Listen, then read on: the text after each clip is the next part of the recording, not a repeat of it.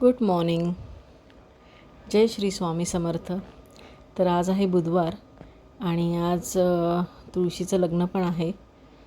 तर आमच्या इथे आम्ही करत नाही, तर आमचं गावी असतं. तर गावचा जो व्हिडिओ आला आहे तो मी नक्कीच शेअर करेन शॉर्ट व्हिडिओमध्ये. आणि इथे मी सकाळी मॉर्निंग वॉकसाठी बाहेर पडले.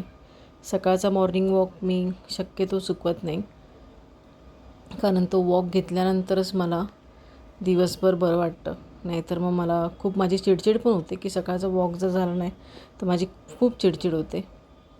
कारण नंतर मग खाली कधी जायला मिळेल ते माहिती नसतं, कारण का एवढी कामं असतात घरामध्ये. तर तो वॉक शक्यतो मी चुकवत नाही. तर इथे साचीची मम्मीने तिचे कपडे दिले होते बॅगमध्ये, ते जरा ओले होते म्हणून ते काढले, वाळत घातले. प्रिशाला कॉलेजला जायचं होतं, ती रेडी झाली. आज तिने तिच्या मामाने दिलेला टॉप घातला आहे, मोरपंखी कलरचा, खूप छान वाटत होता.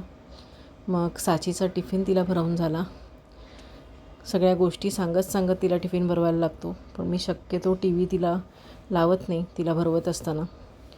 प्रिशालासुद्धा मी कधीच अशा घाणेरड्या सवयी लावल्या नाही आणि आता हिलाही नाही लावत आहे. खूप खेळकर आणि हसरी मुलगी आहे. चपाती भाजी खाऊन झाल्यावर तिने ॲपल मागितलं माझ्याकडे, स्वतःहून मागितलं खायला. आणि ती लब्बाड एवढी आहे, तिने 2 ॲपलचे तुकडे सोफ्यावर घालून ठेवले होते. साची 2 मिनिट चुप बैठो ना, अभी आवाज नहीं करना. हाँ, 2 मिनिट चुप बैठो. हाँ, हॅलो, नमस्कार सगळ्यांना. सर्वप्रथम श्री स्वामी समर्थ. कसे आहात सगळे? तर आज तुळशी पूजन पण आहे, त्याच्याही तुम्हाला खूप खूप शुभेच्छा. ही छोटी काय मला बोलायला देत नाही. मग आजपासून मी शूट करायचा प्रयत्न करते. शूट करायला घेतलं की तिचं काय ना काय मध्ये मध्ये चालूच आहे. असो, लहान मुलगी आहे. तर सकाळपासून जेवढं काही शूट घेता येईल तेवढं मी घेतलं आणि तुम्हाला दाखवण्याचा प्रयत्न केलेला आहे. आणि आता प्रिशा माझी मुलगी गेली कॉलेजला. मिस्टर ऑफिसला गेले आहेत आणि बाबा झोपले आहेत. आणि काल जी मी तुम्हाला दाखवणार होती पालेभाजीची भाजीची रेसिपी, ती मी तुम्हाला आत्ता दाखवते. पुढे ह्या शॉर्टनंतर तुम्हाला ती रेसिपी दिसेल. आणि काल मी एक व्हिडिओ अपलोड केला होता, त्याच्यावर मला एक कमेंट आली होती छान, all the best vision of life यांच्याकडून.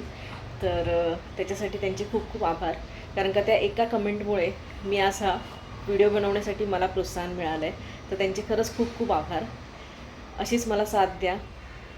आणि चला आता तुम्हाला मी रेसिपी दाखवते. तर चला आपण रेसिपीकडे वळूया आता.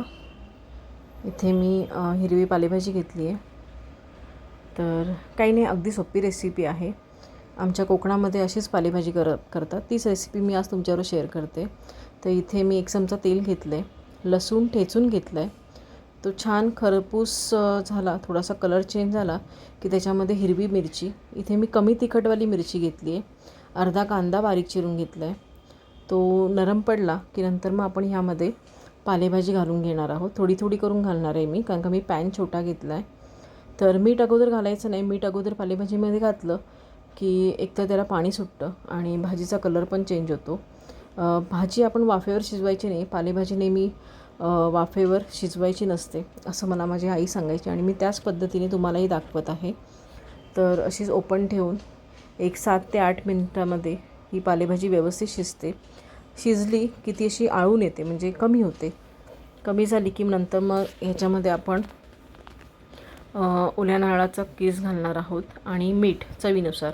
तर पालेभाजीमध्ये मीठ घालताना शक्यतो कमी घालायचं, कारण का नाही तर मग ते खूप जास्त होतं. तर इथे मस्त आपली पालेभाजी रेडी. आजचा व्लॉग कसा वाटला नक्की सांगा.